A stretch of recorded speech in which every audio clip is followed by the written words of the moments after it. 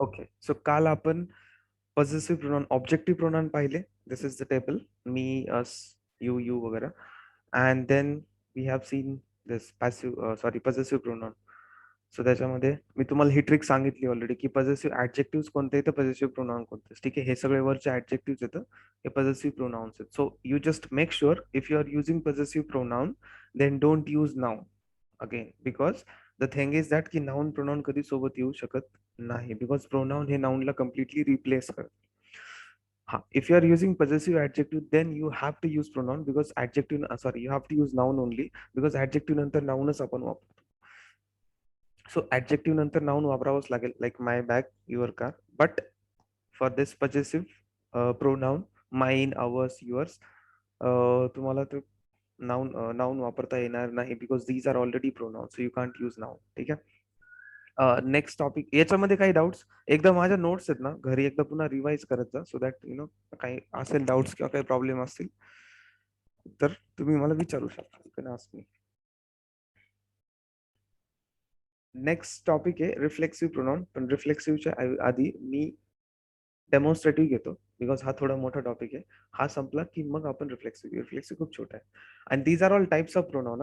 म्हणजे पॉझेसिव्ह पासून हे सगळे प्रोनाउनचे टाईप आहेत. अगेन स्पोकन इंग्लिश मध्ये हे ओळखणं इम्पॉर्टंट नाही की त्या प्रोनाउनचा टाईप कुठला आहे. अगेन सेम तेच इम्पॉर्टंट इज दॅट की तुम्हाला ते ओळखता आलं पाहिजे. This is the subject of my sentence, आणि तो नाऊन आहे की प्रोनाऊन आहे, या दोन गोष्टी कळल्या पाहिजे. म्हणजेच to identify subject. And I told you already, subject मध्ये it can be either noun or pronoun only. So तुम्हाला हे कळलं पाहिजे whether it is a noun or pronoun. ते जरी नाही कळलं whether it is a noun or pronoun, but at least हा सब्जेक्ट आहे हे तुम्हाला कळलं पाहिजे. And then it's number, whether it is a singular or plural. And also person. Person means whether it is a first person, second person or third person. ठीक आहे. So ह्या तीन गोष्टी खूप महत्वाच्या आहेत स्पोकन इंग्लिश मध्ये. This is important. हे जर तुम्हाला कळलं then accordingly you can use verb and then your sentence will be correct. Otherwise if you use wrong verb, your sentence will be wrong, or the meaning of the sentence will be totally wrong. So identify subject, then it's number, and then it's person. Okay. Types, again प्रोनाऊनच्या types साठी तुम्हाला हे नाहीये की यार हा pronoun म्हणजे relative sorry पॉझेसिव्ह pronoun आहे की रिफ्लेक्सिव्ह प्रोनाऊन आहे की डेमॉन्स्ट्रेटिव्ह ने. नो. हा, फक्त ही कन्सेप्ट लक्षात ठेवा की प्रोनाऊन नंतर you cannot use noun. So आता ते डेमॉन्स्ट्रेटिव्ह प्रोनाऊन मध्ये तुम्हाला अजून एकदा कळेल. सो डेमॉन्स्ट्रेटिव्ह प्रोनाऊन आपण पाहू. ठीक आहे. डेमॉन्स्ट्रेटिव्ह प्रोनाऊनच्या आधी अगेन ऍज युजल, डेमॉन्स्ट्रेटिव्ह हा जो वर्ड बनलाय हा डेमो पासून बनलाय. ठीक आहे. सो आपण एखाद्याला विचारतो ना की यार, म्हणजे एखादा जर प्रोडक्ट विकत असेल किंवा कुठलाही असेल, क्लासेस असतील, तर आपण त्यांना म्हणतो की यार गिव्ह मी अ डेमो, मला एक डेमो पाहिजे. सो डेमो म्हणजे काय असतं की इन शॉर्ट आपण असं म्हणू शकतो त्याला की डेमो म्हणजे तुम्हाला एक एक्झॅक्ट त्याच्याबद्दल इन्फॉर्मेशन मिळते की एक्झॅक्टली काय आहे ते प्रोडक्ट, किंवा एक्झॅक्ट त्या गोष्टीचं हे कळतं. किंवा त्याला आपण हे जे डेमॉन्स्ट्रेटिव्ह प्रोनाउन जे असतं ना, हे in terms of time and distance आपण बोलतो. मी सांगतो की इन टर्म्स ऑफ टाइम काय असतं, what is in terms of distance. But demonstrate करणं म्हणजे थोडक्यात इन शॉर्ट ते पॉइंट आउट करणं, दॅट इज कॉल्ड डेमॉन्स्ट्रेट किंवा डेमो. त्याला पॉइंट आउट करणं म्हणा किंवा त्याला एक्झॅक्टली समजून सांगा, दॅट इज कॉल्ड डेमो. आणि त्याच्यापासून डेमॉन्स्ट्रेट करा किंवा डेमॉन्स्ट्रेटिव्ह प्रोनाउन हा शब्द बनलाय, डेमॉन्स्ट्रेटिव्ह प्रोनाउन. ठीक आहे. So demonstrative pronoun points out to a specific noun. म्हणजे ते जे काही कुठलं नाउन आहे ते पॉइंट आउट करतं obviously in terms of distance and time. ठीक आहे. In terms of distance and time. आता डिस्टन्स अँड टाइम्स कसं करतं मी सांगतो, पण सगळ्यात आधी तुम्हाला हे सांगतो डेमॉन्स्ट्रेटिव्ह प्रोनाउन आहे कुठले. सो आपण आतापर्यंत खूप वेळा वापरले दिस, दीज, दॅट, दोज, पण हे तुम्हाला माहिती नसेल, याला म्हणतात डेमॉन्स्ट्रेटिव्ह प्रोनाउन. डेमॉन्स्ट्रेटिव्ह का म्हणतात, because they exactly point out that thing, की ते पॉइंट आउट करतात. आता इन टर्म्स ऑफ आपण डिस्टन्स बघू की इन टर्म्स ऑफ डिस्टन्स ते कसे पॉइंट आउट करतात. ठीक आहे. They normally indicate the closeness of a distance, closeness of closeness of or a distance from the speaker in terms of distance and time. म्हणजे एखादी गोष्ट माझ्यापासून किती जवळ आहे किंवा किती दूर आहे, किती लांब आहे, हे ते डेमॉन्स्ट्रेट करतात. त्याला म्हणतात इन टर्म्स ऑफ डिस्टन्स. आता आपण आधी इन टर्म्स ऑफ डिस्टन्स बघू. आणि हे आपण खूप वापरतो अगेन. ठीक आहे. So in terms of distance, so खूप सिम्पल आहे. डिस्टन्स इधर एक तर आपल्या जवळ असतं किंवा लांब असतं. ठीक आहे. In short distance. ठीक आहे. आणि डिस्टन्स म्हणजे इट इज नॉट कंपल्सरी की तुमचं डिस्टन्स म्हणजे 1 किलोमीटरच वस्तू असली पाहिजे, ते नाऊन असलं पाहिजे, किंवा 4 किलोमीटर असलं पाहिजे, किंवा 10 किलोमीटर असलं पाहिजे. नो, आपण एक आपला कॉमन सेन्स युज करायचा. आपण मराठीमध्ये म्हणतो ना, हा आणि ता म्हणतो काइंड ऑफ, की ही माझी बॅग आहे आणि ती त्याची बॅग आहे. जेव्हा आपण ती म्हणतो, ती मीन्स ही माझ्यापासून थोडीशी दूर आहे. ठीक आहे. आणि एकदम जवळ असेल तर मी काय म्हणतो, अरे हा तर हा लॅपटॉप तो माझा लॅपटॉप, आणि तो तिकडे पलीकडे जो ठेवलाय तो त्याचा कोणाच तरी. सो आता त्याला मी जेव्हा तो पलीकडचा लॅपटॉप म्हटलं, याचा अर्थ असा नाही की तो माझ्यापासून खूप 10 किलोमीटर दूर आहे. एक अंदाज लावला, common sense. So in terms of distance आपण असं दाखवतो. मी वन बाय वन तुम्हाला एकदा सांगतो. दिस, सर, दिस आणि दिस याच्यामध्ये अगेन दोन टाईप पडले. आता का पडले? Again singular, plural. ठीक आहे. दिस आणि दीज, हे दिस हा सिंग्युलर असतो, दीज हा प्लुरल असतो. बट हा जो असतो हा नियरिंग गोष्टीसाठी किंवा नियर जवळच्या याच्यासाठी, नाऊन साठी आपण वापरतो. म्हणजे एखाद्या जवळचं नाऊन तुम्हाला दाखवायचं असेल तर ते त्याचा डेमॉन्स्ट्रेट करण्यासाठी किंवा दाखवण्यासाठी आपण दिस किंवा दीज लावतो. पण दोघांमध्ये अगेन फरक आहे. This is for singular thing, एखादी सिंग्युलर असेल तर दिस, एकापेक्षा जास्त असेल तर these. But important thing is that that object has to be near. तो एक तर जवळ असला पाहिजे. आणि नियर म्हणजे तो किती जवळ असला पाहिजे, इट इज नॉट नेसेसरी. असं काही स्टँडर्डायझेशन ठरलेलं नाहीये की तो 2 मीटर्स पाहिजे, 4 मीटर्स पाहिजे. No, you can use your common sense. नसेल जमत तर मराठीमध्ये हा आणि ता तुम्ही म्हणू शकता, अरे हे तर हे माझं आहे आणि ते त्याचं आहे. Like that. Common sense. It's not that difficult. ठीक आहे. So when a noun or subject is physically near and singular. Physically near असेल, physically in terms of distance सांगतो, जवळ असेल आणि सिंग्युलर असेल तर दिस म्हणतो. This is my bag. ठीक आहे. This is my bag. And when noun or subject is physically near but plural, so then we use these are my bags. ठीक आहे. आता याच्यामध्ये एक ट्रिक आहे माझी, आणि मी तुम्हाला त्या दिवशी सांगितलं होतं की my tricks are very funny, but it does not matter. ठीक आहे. It does not matter whether your tricks are funny or not. What matters is that your tricks are working always. म्हणजे माझ्या ट्रिक्स खूप funny असतात, पण ते काम करतात, आपल्याला समजतं, ते महत्वाचं आहे. आउटपुट मिळतं, दॅट इज इम्पॉर्टंट. सो माझी ट्रिक कशी आहे माहिती का? आता मुलांना कळत नाही की दिस हे सिंग्युलर साठी का प्लुरल, म्हणजे कन्फ्युजन होतं, इंटरचेंज करतात. त्यांना कधी कधी वाटतं दीज, अरे सरांनी काय सांगितलं, प्लुरल सांगितलं होतं का सिंग्युलर सांगितलं होतं. ठीक आहे. असं कन्फ्युजन होतं. सो माझी ट्रिक मी सांगतो, इट्स अप टू यू, तुम्हाला कुठल्या ट्रिक लावायच्या. मी मेमरी किंवा माइंड ट्रेनिंग जेव्हा देतो ना, तेव्हा त्याच्यामध्ये हे सगळं सांगतो की लक्षात कसे ठेवायचे वर्ड्स, किंवा गोष्टी कशा लक्षात ठेवायच्या. त्याचे वेगवेगळे फनी ट्रिक्स आहेत. मी मूवीचा पण युज करतो, बऱ्याच गोष्टी यूज. आपण, तुम्हाला माहिती असतं, एक कॉमन वे जो सगळ्यांना माहिती आहे, जो ज्याच्यामध्ये आपण स्टोरी बनवतो बघा. कुठलीही कन्सेप्ट, म्हणजे इव्हन आम्ही आमच्या इंजिनिअरिंगच्या वेळेस सुद्धा एखादी कॉन्सेप्ट समजून घ्यायची असेल, त्याच्या रिलेटेड अराउंड त्याची स्टोरी बनवायची. त्या स्टोरीवरनं ते पटकन लक्षात राहतं. सो अशा ट्रेनिंग देतो मी मेमरी आणि माइंड ट्रेनिंग मध्ये. पण सध्या तुम्हाला एक जस्ट सांगतोय. आता हे कसं लक्षात ठेवायचं, माझी ट्रिक आहे. It is kind of funny, but I don't care. ठीक आहे. It does not matter whether it is funny or not, as long as it works. So this हे छोटा शब्द आहे, म्हणजे याची जस्ट तुम्ही स्पेलिंग बघितली, हा छोटा आहे म्हणून मी याला कारण प्लुरल म्हणजे काय असतं, एकापेक्षा जास्त असतं ना. म्हणून मी असं लक्षात ठेवतो की हा सिंग्युलर, आणि दीज मध्ये जास्त वर्ड्स येतं, म्हणजे मल्टिपल वर्ड्स येतं. ऑब्विसली याच्यामध्ये सुद्धा मल्टिपल वर्ड्स येतं, but comparatively I am comparing these with this. ठीक आहे. सो कंपॅरेटिव्हली दीज मध्ये जास्त वर्ड येतं, म्हणजेच तो प्लुरल साठी युज होतो. ठीक आहे. ही ट्रिक आहे. म्हणजे ही this is my personal trick. It's up to you, तुम्हाला कशी ट्रिक युज करायची. ऍट दी एंड काय असतं, तुमच्या लक्षात राहणं इम्पॉर्टंट आहे. ठीक आहे. सो दिस हा थोडा छोटा शब्द आहे. कंपॅरेटिव्हली दीज हा मोठा आहे, आणि प्लुरल म्हणजे एकापेक्षा जास्त असतात. म्हणजे दीज मध्ये दिस पेक्षा जास्त वर्ड्स येतं, म्हणून तो प्लुरल साठी कन्सिडर केला जातो. आणि नियर आणि फार वरनं कसं लक्षात ठेवणार, की सरांनी मला आधी दिस आणि दीज शिकवलं होतं, म्हणून तो नियर, कारण तो जवळ आधी शिकवलं होतं. आणि त्याच्यानंतर दॅट आणि दोस शिकवलं, म्हणून तो फार साठी. म्हणजे दिस आणि दीज हे दोन्हीच्या दोन्ही नियर साठी काय येतं, कारण हा आधी शिकवला गेला टॉपिक आहे. कारण जवळचा टॉपिक आहे, म्हणजे आधीचा टॉपिक जो नॉर्मली जवळचा असतो ना. आधी म्हणजे जो आधी येतो तो जवळ असतो, जो नंतर येतो तो लांब असतो. राईट. अशी ट्रिक आहे. इट्स अप टू यू, तुम्हाला कसं लक्षात ठेवायचं. मी तुम्हाला ट्रिक सांगितली की दिस जवळ असेल, सिंगल असेल तर दिस वापरतो. आणि लांब असेल, सॉरी, जवळ असेल, एकापेक्षा जास्त असेल तर दीज वापरतो. सो नियर, म्हणून मी ह्या टेबलकडे कसं बघायचं, you can see. Row wise sorry column wise and then row wise. म्हणजे इफ युअर नाउन इज, किंवा तुम्ही कसं आहे रो वाईज आधी row, this is my row, this is my column. ठीक आहे. So row wise you can start with row wise. So जवळ असेल आणि सिंग्युलर असेल तर दिस म्हणजे first row first column. Near and singular तसंच नियर अँड प्लुरल दीज. खूप सिम्पल आहे, प्रिटी स्ट्रेट फॉरवर्ड, एवढं काही जास्त कन्फ्युजन नाही आहे. ठीक आहे. तर त्याला तो झाला डेमॉन्स्ट्रेटिव्ह प्रोनाउन. ठीक आहे. त्याच्या अपोजिट जर तीच कुठलाही नाउन किंवा ऑब्जेक्ट जर फिजिकली दूर असेल आणि सिंग्युलर असेल तर दॅट वापरायचं. दिस, दॅट. आणि तेच नाउन किंवा ऑब्जेक्ट फिजिकली फार असेल अँड प्लुरल असेल तर then you have to use those.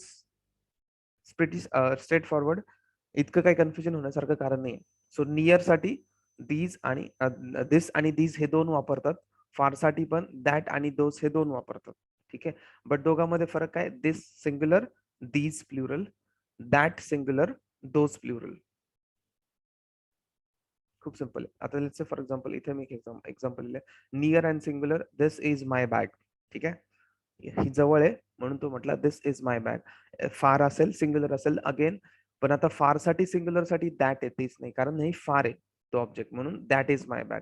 तेच जर नियर असेल एकापेक्षा जास्त असेल तर दीज आर. आणि ऑब्विसली अजून एक सांगतो, मुलांना इथं पण बऱ्याच वेळा मिस्टेक्स करतात. आता लेट्स से एक्झाम्पल मध्ये मी दीज लिहिले. ठीक आहे. दीज हा काय इंडिकेट करतो, प्लुरल गोष्ट इंडिकेट करतो. म्हणजे याचा अर्थ जेव्हा तुम्ही एखादी गोष्ट चेंज करता ना तर सेंटेन्स मध्ये सगळ्याच्या सगळं चेंज झालं पाहिजे. सगळ्याच्या सगळं म्हणजे काय, त्याच्या रिलेटिव्ह जे जे आहे ते सगळं चेंज झालं पाहिजे. आता रिलेटिव्ह म्हणजे कसं, मी तुम्हाला एक एक्झाम्पल देतो, तिथं इथंच एक्झाम्पल देतो. This is my bag. ठीक आहे. This is pretty straight forward, near आहे आणि सिंग्युलर आहे. फाईन. ठीक आहे. आता त्याला मी काय केलं, दीज केलं. आता जेव्हा मी दीज करेल ना, काय काय चेंज झालं पाहिजे हे लक्षात ठेवा. दीज केलंय बरोबर, मग इथं माझं आर झालं पाहिजे, हे खूप महत्वाचं, because I am talking about plural things. ठीक आहे.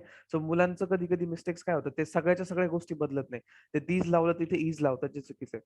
सो दीज आर, त्याच्यानंतर माय, आणि पुन्हा इथे तुम्हाला बॅग्सच म्हणावं लागेल, बॅग्स, कारण I am talking about multiple bags. कधी कधी काय होतं माहितीये का, गडबडीमध्ये घाईमध्ये होतं, कधी कधी सगळ्याकडनं होतं, वी ऑल मेक मिस्टेक, माझ्याकडनं पण कधी कधी होतं.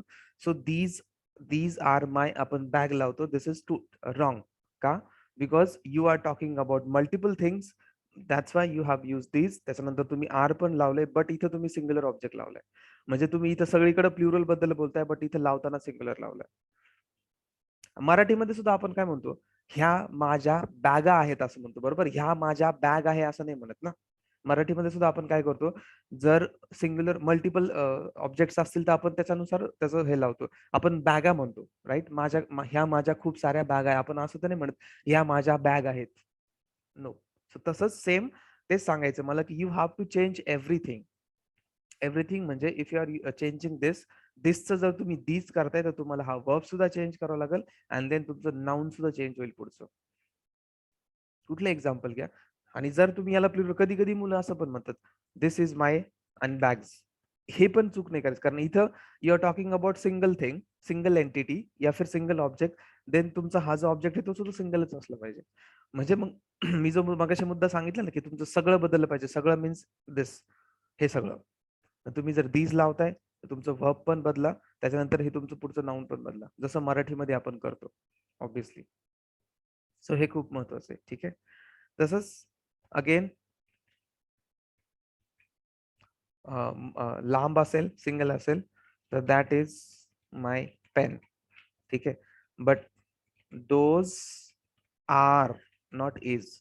माय and then pens, not pen, because you are talking about multiple objects, multiple things, और मल्टिपल एंटिटीज, और मल्टिपल नाउन, जे काही तुम्हाला म्हणायचं. सो हे सगळ्याचं सगळं तुम्हाला चेंज करावं लागेल. ठीक आहे. This is called demonstrative pronoun in terms of distance. ठीक आहे. कळलं इथपर्यंत? Any problem? Any doubts? ठीक आहे. I take it as no. Okay fine. हा, आता I make it red so that will get to no.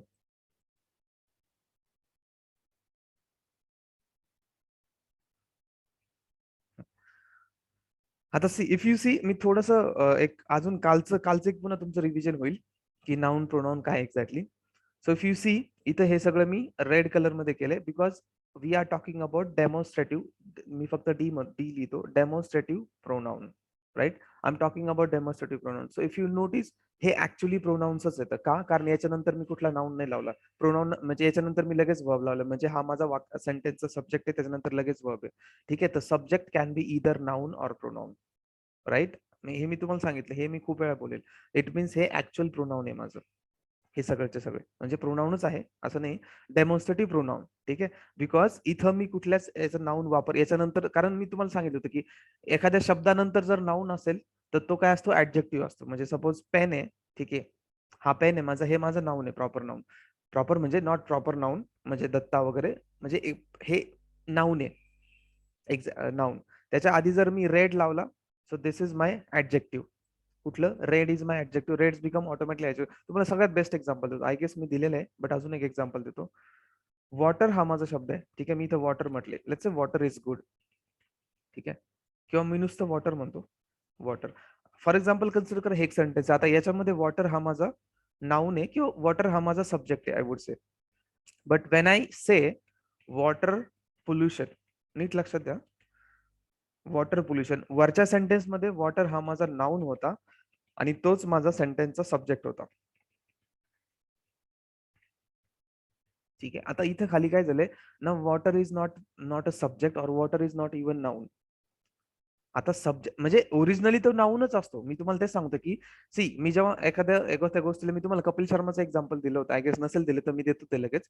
म्हणजे ओरिजिनल शब्द तो ओरिजिनल राहतो, तो काही बदलत नाही, फक्त तो त्याचं फंक्शन वेगळ्या प्रकारे काम करतो. म्हणजे सपोज मी तुम्हाला आपलं स्वतःच एक्झाम्पल दिलं होतं की जेव्हा आपण घरी असतो तेव्हा आपण एक घरच्या सारखं बिहेव्ह करतो, जेव्हा आपण ऑफिसला जातो तेव्हा एक ऑफिस मधल्या लोकांसारखं किंवा प्रोफेशनल बिहेव्ह करतो. पण माणूस तर सेम आहे ना, ओरिजिनल तो ओरिजिनलच आहे, फक्त तो बिहेव्ह वेगळ्या पद्धतीने करतो, वेगळ्या मार्गाने. ठीक आहे, सो इथं वरच्या याच्यामध्ये वॉटर हे माझं नाऊन आहे आणि तोच माझा सेंटेन्सचा सब्जेक्ट आहे. खाली now water is not a noun, म्हणजे इथं बिहेविंग नाही, तर तुम्ही म्हणा सर असं कसं, वॉटर तर नाऊन. येस, ऑब्विसली वॉटर हे ओरिजिनली नाऊनच आहे, बट इथं सेंटेन्स मध्ये it is not behaving as a noun. Now it is an adjective. आणि पोल्युशन हे माझं नाऊन आहे. का आता ऍडजेक्टिव्ह झाला? कारण त्यांनी पोल्युशन बद्दल एक्स्ट्रा इन्फॉर्मेशन दिली. बाबा कशाचं पोल्युशन? कारण आपल्याकडे 2-3 टाईपचे पोल्युशन आहेत, water pollution, sound pollution, right. So कशाचं पोल्युशन? पाण्याचं पोल्युशन, वॉटरचं पोल्युशन. म्हणजे वॉटरनी काय केलं, पोल्युशन बद्दल एक्स्ट्रा इन्फॉर्मेशन दिली. वॉटरने पोल्युशन बद्दल एक्स्ट्रा इन्फॉर्मेशन दिली. म्हणजे जो शब्द नाऊन बद्दल एक्स्ट्रा इन्फॉर्मेशन देतो, that is called adjective. So इथं माझा तो behaving as an adjective. Originally it is noun 100% because everything in the word is a noun. But ह्या सेंटेन्स मध्ये behaving as a adjective, as an adjective. So water is good, for example, water pollution is bad. I'm writing this. ठीक आहे. So in my first sentence, now water is my noun as well as subject. But इथं water is not my noun. Water is my adjective now and then pollution is my noun. आता pollution हे माझं noun आहे. So behaviour त्याचं change होत असतं प्रत्येक वेळेस. जर तुम्ही खूप डीप ग्रामॅटिकली गेले, हा आता स्पोकन मध्ये तुम्हाला एवढं ओळखायची गरज नाही की यार हे ऍडजेक्टिव्ह आहे की हा, पण तुम्हाला ऍटलीस्ट सब्जेक्ट, आता इथं सब्जेक्ट आपला बदलला, इथं पोल्युशन सब्जेक्ट आहे, मग तुम्हाला ऍटलीस्ट हे कळलं पाहिजे सब्जेक्ट आपला कुठला आहे. का? कारण सब्जेक्ट नुसार तुमचं वर्ब चालतं. ठीक आहे, आता इथं काही फरक नव्हता पडत, वॉटर हे सिंग्युलर आहे, पोल्युशन पण सिंग्युलर आहे, म्हणून मी इज लावला. बट जर सब्जेक्ट बदलला तर तुमचे वर्ब्स बदलू शकतात. जर इथं सब्जेक्ट प्लुरल आला तर वर्ब प्लुरल येऊ शकतं, बट आयडियली आता इथं दोन्ही सिंग्युलर सब्जेक्ट. अजून एक मी तुम्हाला एक्झाम्पल देतो, आय गेस दिला असेल पण पुन्हा एकदा सांगतो. कपिल शर्मा हे माझं सेंटेन्स आहे. Kapil Sharma is a, for example, is a good person. ठीक आहे, हे माझं सेंटेन्स आहे. 2 मिनिटं मी आय रिमूव्ह दिस. कपिल शर्मा, ह्या सेंटेन्स मध्ये कपिल शर्मा हे माझं नाऊन आहे आणि त्यातल्या त्यात ते प्रॉपर नाऊन आहे. आता हे एक्झॅक्ट नाऊन आहे. प्रॉपर नाऊन म्हणजे एका व्यक्तीचं नाव आहे, proper noun. But as soon as I say Kapil Sharma show, तुम्हाला सगळ्याला माहिती तो comedy show, Kapil Sharma show. So as soon as I say Kapil Sharma show, now show is my noun and also it is a subject of sentence. वरती कपिल शर्मा हा noun होता आणि तो सेंटेन्सचा subject होता. इथं आता कपिल शर्मा नाउन राहिलेलं नाहीये. Originally it is a noun because obviously हे माणसाचं नाव आहे. Originally it is a noun, but इथं बिहेविंग ऍज अन ऍडजेक्टिव्ह. का ऍडजेक्टिव्ह? कारण तुम्ही याला प्रश्न विचारला नाउनला की कोणाचा शो किंवा कोणता शो? कपिल शर्मा शो. तर कपिल शर्माने शो बद्दल एक्स्ट्रा इन्फॉर्मेशन दिली. सो जे शब्द आपल्याला नाउन बद्दल एक्स्ट्रा इन्फॉर्मेशन देतात, those are called adjective. So Kapil Sharma here in my sentence behaving as an adjective. Now show is my noun. ठीक आहे. सो हा हा ऍक्च्युली ऍडजेक्टिव्हचा कन्सेप्ट, ऍडजेक्टिव्ह शिकताना आपण शिकू. ठीक आहे. सो आता इथं हे मी एक्झाम्पल घेतले. आय गेस हे क्लिअर झालं ना, ऍडजेक्टिव्ह आणि नाऊन हे कसं बदलतं. आय होप हे क्लिअर झालं येस असेल. नसेल तर मी डाऊट विचारू शकतो, ऑन द स्पॉट डाऊट विचारू शकतो. ठीक आहे. आता मी हेच एक्झाम्पल घेतो. दिस इज माय बॅग. ठीक आहे. आता ideally if you say this is actually pronoun. Y pronoun? Because हा सेंटेन्सचा सब्जेक्ट आहे, याच्यानंतर डायरेक्ट वर्ब आलाय. ठीक आहे. त्यामुळे आयडियली हा प्रोनाउन आहे. बट लेट्स से आपण कधी कधी असं पण, आणि हा कुठला आहे? डेमॉन्स्ट्रेटिव्ह. मी शॉर्टकट मध्ये लिहितो. This is my demonstrative pronoun. Fine. ठीक आहे. नाव आपण कधी कधी असं पण म्हणतो, this bag is my bag. या फिर काल आपण बघितलं, this bag is mine. Any, both are fine. Mine म्हणा, माइन नंतर पुन्हा बॅग लावू नका. हे तुम्हाला सांगितले, कारण माइन हे प्रॉपर प्रोनाउन आहे, याच्यानंतर पुन्हा नाऊन लावायचं नाही. ठीक आहे. किंवा दिस बॅग इज माय बॅग. आता इथं बघा, याच्यामध्ये काय काय युज केलं मी. हा पॉझिटिव्ह ऍडजेक्टिव्ह युज केला. अगेन कालची कन्सेप्ट आठवती ना, बिकॉज हा नाऊन आहे इथं. बट हा हे सेंटेन्सचं सब्जेक्ट नाही आहे, हे लक्षात घ्या. आपला सब्जेक्ट इकडे आहे. सो जरुरी नाही की प्रत्येक प्रोनाउन आणि नाऊन सब्जेक्टच असला पाहिजे. दत्ता कट्स द ट्री, इथं दत्ता पण नाऊन आहे, ट्री पण नाऊन आहे. प्रत्येक नाऊन हा सब्जेक्ट असतोच असं काही नाही. एका वाक्यामध्ये कितीही नाऊन येऊ शकतात, 2, 4, 10 किती येऊ शकतात तुम्हाला तिथं, पण तो प्रत्येक नाऊन हा सब्जेक्ट नसतो. इथं आपण काल माय बॅगने सुरुवात केली होती, एक sentence, my bag is very good या फिर वॉट एव्हर. तो तिथं मग तुम्ही म्हणू शकता बॅग हा तो सब्जेक्ट आहे सेंटेन्सचा. पण इथं सेंटेन्सचा सब्जेक्ट दिस बॅग हा सब्जेक्ट आहे. सो इथं कालची कन्सेप्ट अगेन आली. इथं तुम्ही हे पॉझिटिव्ह ऍडजेक्टिव्ह युज केलं. का ऍडजेक्टिव्ह युज केलं? Because this is my noun. हा, जर तुम्हाला डायरेक्ट पॉझिटिव्ह प्रोनाउनच युज करायचा असेल तर सिम्पली तुम्ही दिस बॅग इज माइन म्हणा, चालेल. इथं हा प्रॉपर पॉझिटिव्ह प्रोनाउन आहे. That is proper pronoun. Why? Because मी याच्यानंतर कुठलेही ऍडजेक्टिव्ह नाउन तो आहेच ऍक्च्युअली, कारण ते टेबल मध्ये सांगितले. तो टेबल म्हणजे इंग्लिशमध्ये ते पॉझिटिव्ह प्रोनाउन आहे प्रॉपर. आपण टेबल बघितला होता काल. ठीक आहे. सो इथं पॉझिटिव्ह प्रोनाउन ऑलरेडी आल्यामुळे मी पुन्हा माइन बॅग नाही म्हणू शकत. इथं मी कुठल्याही प्रकारचं नाउन अटॅच करू शकत नाही, because this is my proper pronoun. And याला हा कुठला प्रोनाउन आहे? पॉझिटिव्ह, कारण तो पोझिशन दाखवतो. त्याच्याच ऐवजी तुम्ही माय म्हणू शकता, जो पॉझिटिव्ह ऍडजेक्टिव्ह आहे, नॉट प्रोनाउन. इथं मग तुम्ही नाउन लावू शकता, माय बॅग. ठीक आहे. So this is my possessive, याला थोडस ग्रीन करतो मी, possessive adjective, this is my noun. ठीक आहे. हा, आता आपण डेमोस्ट्रेटिव्ह प्रोनाउन कडे येऊ. अगेन 2 सेंटेन्स मी लिहिले, this is my bag and this bag is my. आता इथं वरती जो होता हा प्रॉपर प्रोनाउन होता, डेमोस्ट्रेटिव्ह प्रोनाउन.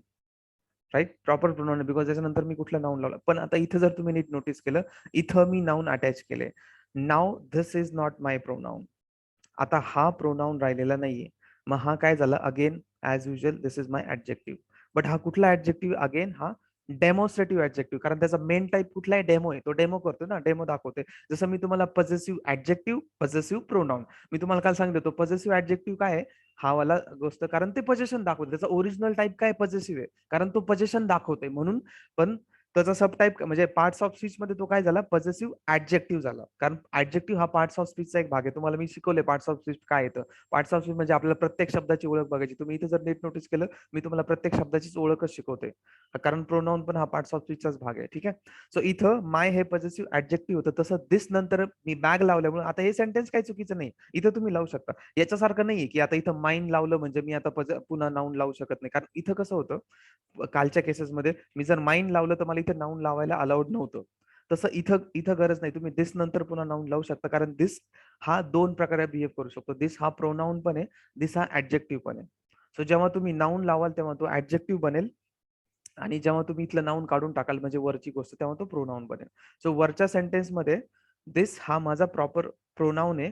खालच्या सेंटेन्स मध्ये दिस हा माझा पॉझिटिव्ह सॉरी डेमॉन्स्ट्रेटिव्ह तर आहे, बट तो डेमॉन्स्ट्रेटिव्ह ऍडजेक्टिव्ह. मी इथं लिहितो demonstrative pronoun and this is my demonstrative adjective.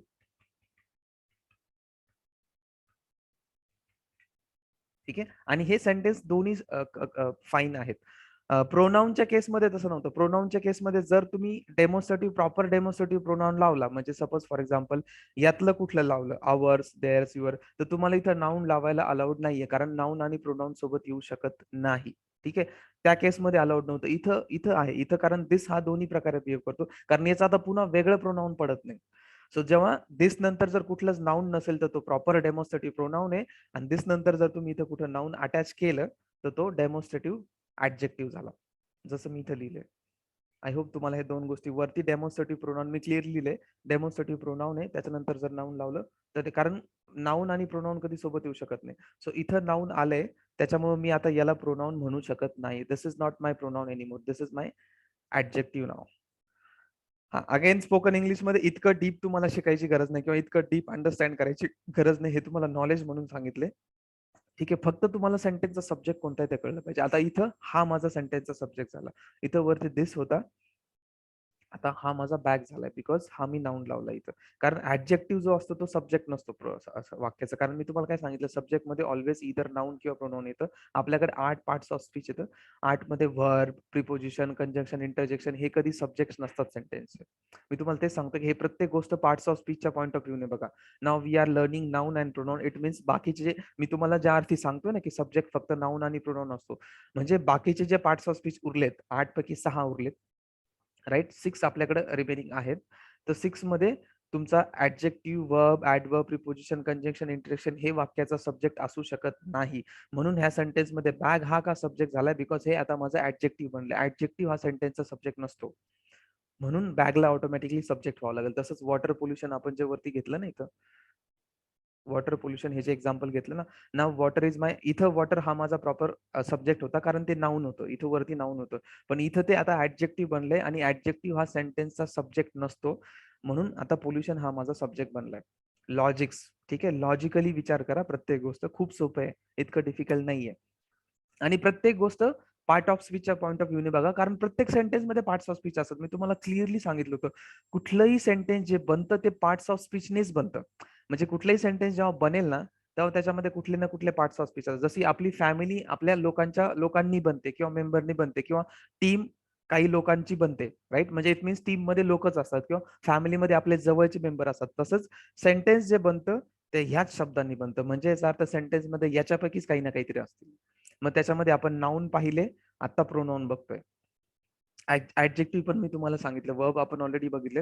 Adjective सांगितलं की बाबा कुठल्याही नाऊनच्या बद्दल जर एक्स्ट्रा इन्फॉर्मेशन तो शब्द देत असेल तर दॅट इज ऍडजेक्टिव्ह. आणि मी तुम्हाला ते सांगितलं की हे पहिले 2 शब्दच फक्त वाक्याचा सब्जेक्ट असू शकतात, हे बाकीचे कुठले सब्जेक्ट असू शकत नाहीत. म्हणून आयडियली इथं का बदलले तुम्हाला कळलं असेल. वरती दिस हा माझा का सब्जेक्ट होता, इथं बॅग का सब्जेक्ट झालाय, कारण दिस हा आता ऍडजेक्टिव्ह झालाय. तसंच वॉटर पोल्युशन किंवा कपिल शर्मा, मी तुम्हाला सांगितलं कपिल शर्मा हा का नाऊन होता, सब्जेक्ट होता, कारण तो नाऊन होता. इथं कपिल शर्मा खालच्या सेंटेन्स मध्ये तो ऍडजेक्टिव्ह बनला. ऍडजेक्टिव्ह हा सेंटेन्सचा सब्जेक्ट असू शकत नाही. Subject can be either only noun and pronoun, noun और प्रोनाऊन, ठीक आहे. सो हे डेमॉन्स्ट्रेटिव्ह प्रोनाऊन सुद्धा डेमॉन्स्ट्रेटिव्ह ऍडजेक्टिव्ह मध्ये कन्वर्ट होतात, लाईक पॉझेसिव्ह प्रोनाऊन, पॉझेसिव्ह ऍडजेक्टिव्ह. जसं पॉझेसिव्ह ऍडजेक्टिव्ह बनतात तसंच डेमॉन्स्ट्रेटिव्ह ऍडजेक्टिव्ह पण बनतात. सिम्पल आहे. तुम्ही दिस नंतर जर एखादं नाऊन इथं अटॅच केलं तर ते डेमॉन्स्ट्रेटिव्ह प्रोनाऊन असेल आणि मग ते नाऊन तुमचा सेंटेन्सचा सब्जेक्ट असेल. म्हणजे for example like this, bag इथे अटॅच केले, आणि जर इथं बॅग नसेल then now this is proper demonstrative pronoun. Clear? इथपर्यंत क्लिअर झालं? Any doubt, any questions, anything?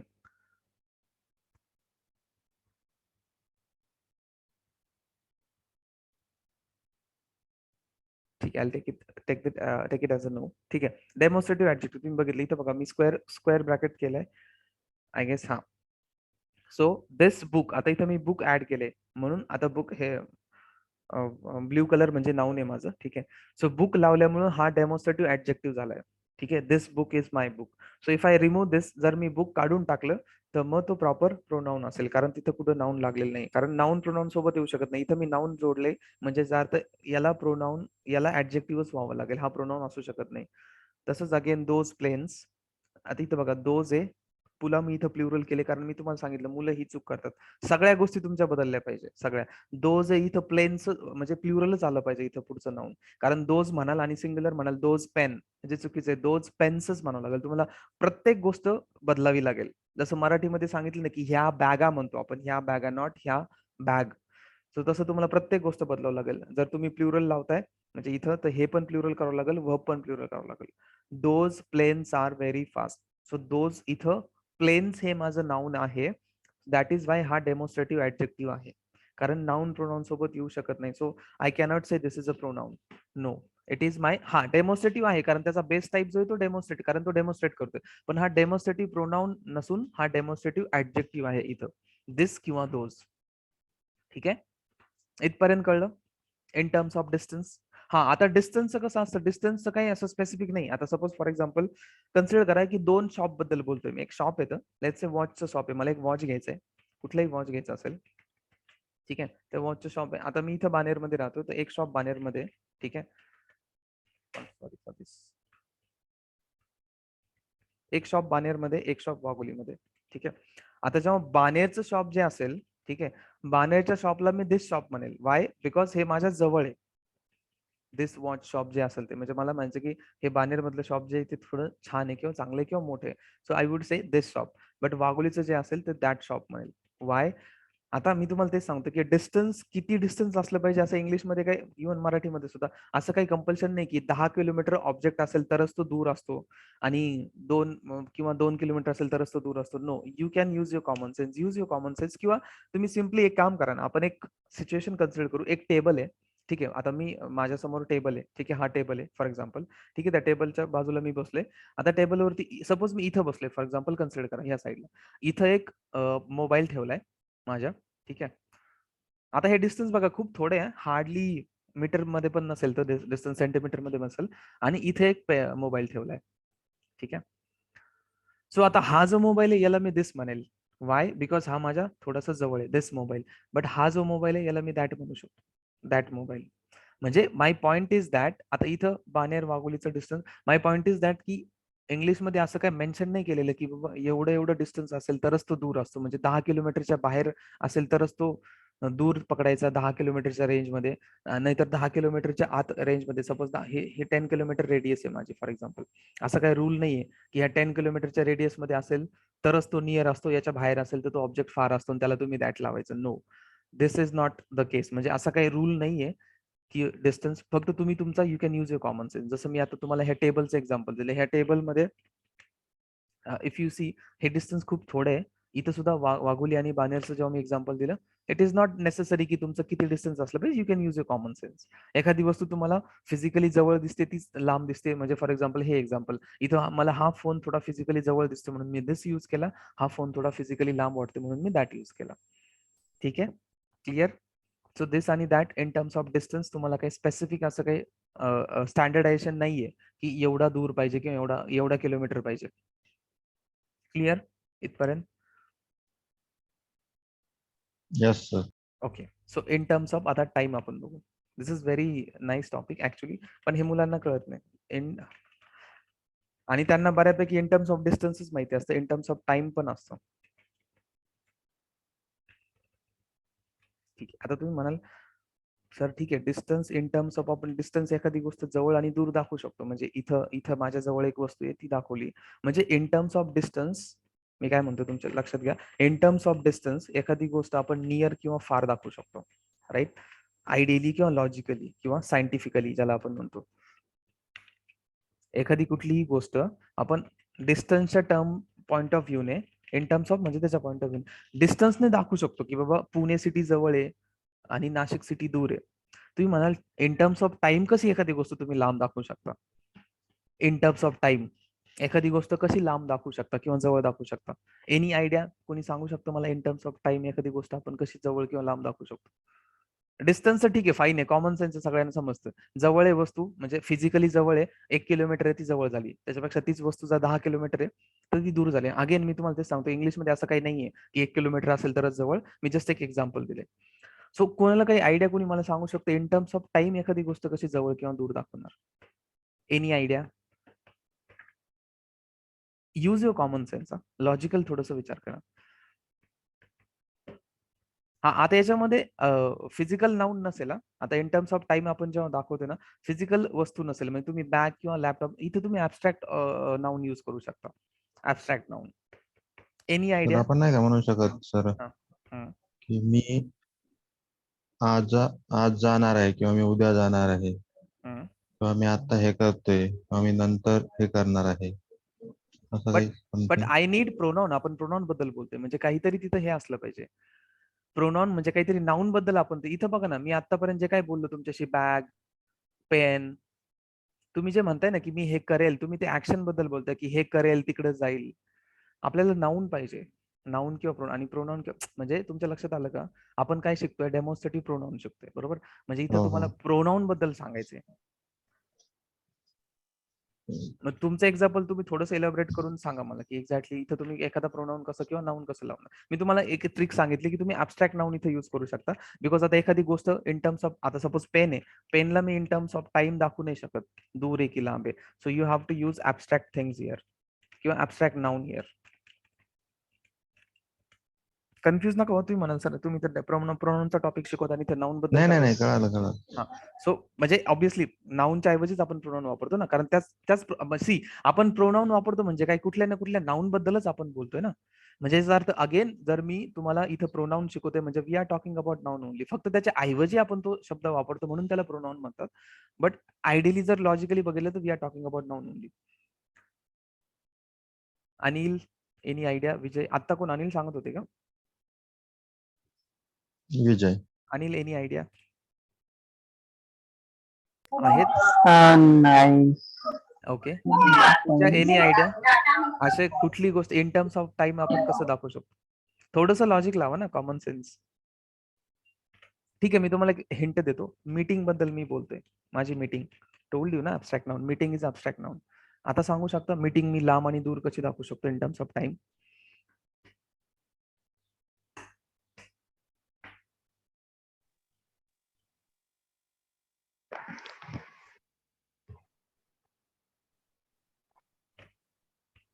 Suppose मीटिंगचा टाइम मेन्शन करून का?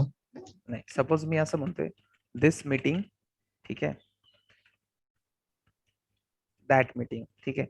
आता दिस वरनं तुम्हाला कळलं असेल की ही जवळची मीटिंग आहे, ठीक आहे, जवळ, आणि दॅट म्हणजे दूरची. बट हे इन टर्म्स ऑफ टाइम कशी झाली? Any idea?